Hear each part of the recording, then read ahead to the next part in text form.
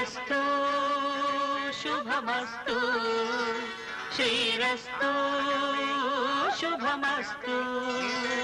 శ్రీరస్తు శుభమస్తు శ్రీరస్తు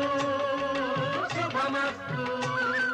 శ్రీకారం చుట్టుకుంది పెళ్లి పుస్తకం ఇక దాచుతుంది కొత్త జీవితం